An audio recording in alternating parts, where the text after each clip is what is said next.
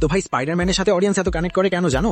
কারণ ভাইটা বিলিয়নের না, সেলিব্রিটি না, আর লাইফও কোনো ভিআইপি প্যাকেজ না। এক্স্যাক্টলি, অন্য হিরোজ পৃথিবী বাঁচিয়ে প্রাইভেট জেটে ঘুরে বেড়ায়, আর পিটার পার্কার রেন্ট আর রিলেশনশিপ দুইটার সাথে রেসলিং করে। মানে ভিলেনরা যত ড্যামেজ করে, পিটারের পার্সোনাল লাইফ তার থেকেও বেশি ড্যামেজ খায়। Tobey Maguire, Andrew Garfield, Tom Holland, universe আলাদা কিন্তু কষ্টের সাবস্ক্রিপশন একই। টোবির কেসে মেরি জেন এমন হার্টব্রেক দিল, গ্রিন গবলিনও বসে ক্ল্যাপ দিত। আর অ্যান্ড্রু ভাইটার স্টোরি তো ইমোশনাল অ্যাসাসিনেশন। গ্wen স্টেসির ডেথ এখনো ফ্যান্সদের ডিপ্রেশন প্যাকেজ দেয়। এখন টম হল্যান্ড নিজেই বলছে ব্র্যান্ড নিউ ডেতে লোনলিনেস এক্সপ্লোর করা হবে। মানে মার্ভেল আবার পিটার পার্কারের হ্যাপিনেসের বিরুদ্ধে পার্সোনাল ওয়ার শুরু করছে। নো ওয়ে হোমের পরে তো সিচুয়েশন এমন, পৃথিবী বাঁচিয়েছে পিটার, আর পরের দিন দোকানে গেলে ক্যাশিয়ার বলে ভাই আগে পরিচয় দেন। এইটাই স্পাইডারম্যানের ট্র্যাজেডি। পাওয়ার আছে, রেসপন্সিবিলিটি আছে, কিন্তু ইমোশনাল সাপোর্ট ভাই ওইটা বাফারিং এ আটকে আছে। আর ব্র্যান্ড নিউ ডে দেখাবে হিউম্যান রিলেশনশিপ একজন হিরোর জন্য কতটা ইম্পর্টেন্ট। কারণ বিল্ডিং তুলতে সুপার স্ট্রেংথ লাগে, কিন্তু ব্রোকেন হার্ট রিপেয়ার করার ওয়েব শুটার আজ পর্যন্ত কেউ বানাতে পারে নাই। আর যখন পিটার মেন্টালি ব্রোকেন থাকে তখন স্ট্রংগেস্ট স্পাইডারম্যানও ভিতর থেকে উইকেস্ট হিউম্যান ফিল করে। তো বলো ভাই, ব্র্যান্ড নিউ ডে কি টম হল্যান্ডের বেস্ট স্পাইডারম্যান মুভি হতে যাচ্ছে, নাকি মার্ভেল আবার পিটার পার্কারের লাইফকে ইমোশনাল পাঞ্চিং ব্যাগ বানাবে? কমেন্টে জানাও। আর সাবস্ক্রাইব না করলে পিটার পার্কারের ব্যাড লাক ডাইরেক্ট তোমার অ্যাকাউন্টে ট্রান্সফার হয়ে যেতে পারে।